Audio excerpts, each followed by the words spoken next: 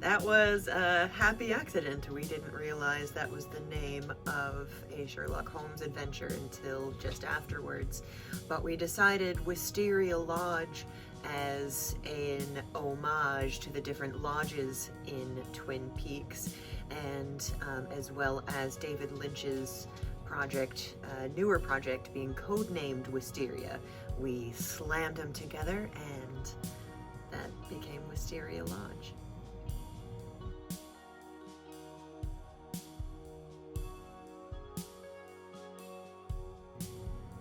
Knowing that I would be obliterated for entering with imperfect courage, not today. Not today.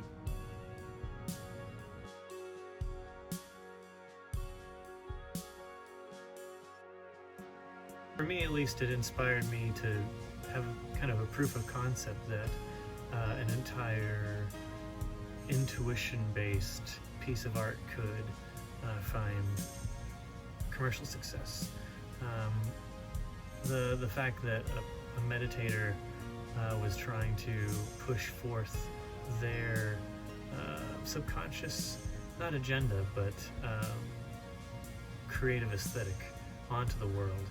And I think it was a success, not just financially, but that the message was conveyed, a mystery was portrayed, and TV, much less pop culture, has never been the same since.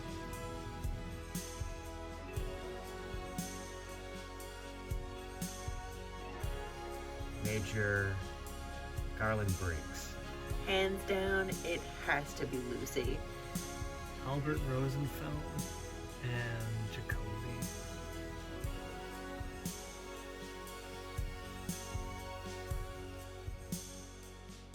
Undetermined. I think there might have been a closing of the circuit. The mother of evil might have been waiting. And a part of Mr. C that imprinted a mission on Cooper, it might even just be Cooper's White Knight syndrome, thinking that if he can take Laura home, he'll fix everything. But I think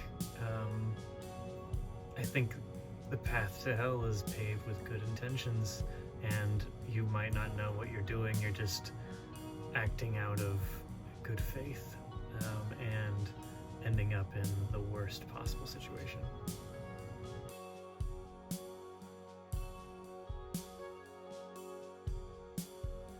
The more severe the evil, the more severe the evil released. And so if Bob is one of the evils born of the atomic fear that followed the end of the last World War, and that fear just is insidious and seeped its way into our living rooms, through our television sets and through the electrical waves. They basically are spirits released from evil deeds. They live in the electricity.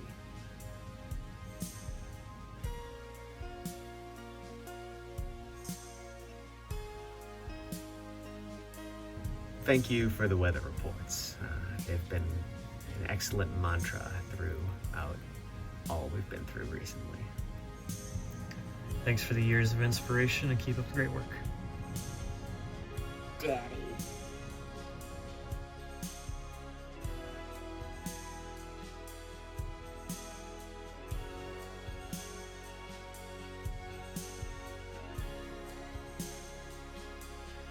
I was actually working on a book with an artist in Turkey during the pandemic, so I was no stranger to time shifts, but nonetheless, 8 hours ahead of us, we set up our meetings very early in the morning here, and we make it work. It's been incredible, and we're able to collaborate with each other internationally with this transatlantic connection.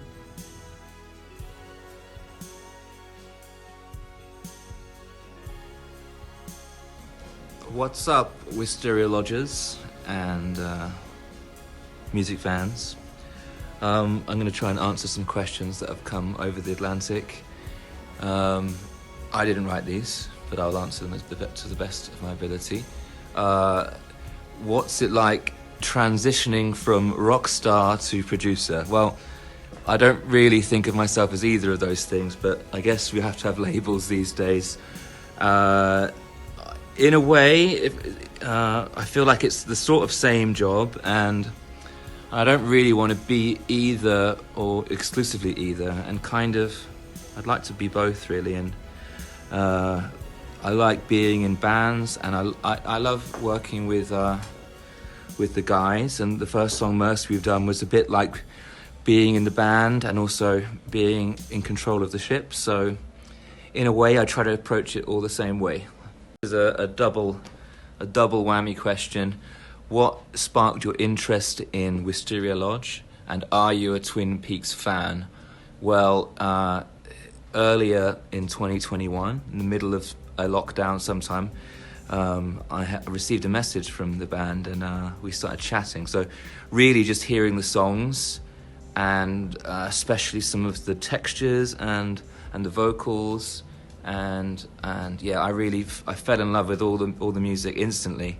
And Twin Peaks, of course, I'm not a super fan or an expert, but I felt an affinity with the band and with the music, and I love the idea of a band existing in a universe and having some limits to that. So I feel like Wisteria Lodge live in the Twin Peaks universe, and I can get with that. What are my future goals?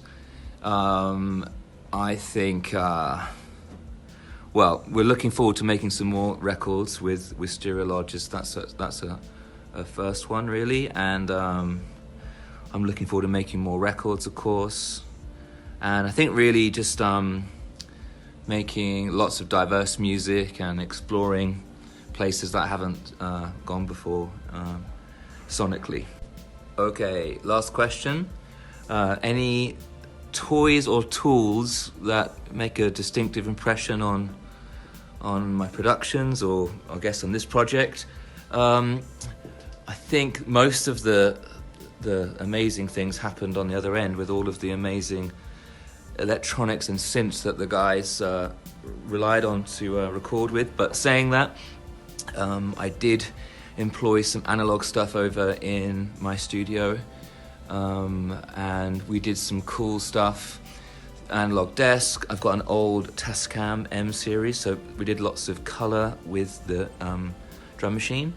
And also on Dustin's guitar, I put it through a little English thing, which is a WEM copycat tape echo. So yeah, probably common in England, but maybe rare over in the States, but a bit like an Echoplex. So yeah, that was my little trick of the last song, Mercy. So we'll see what happens next. But until then, thanks for listening. See you.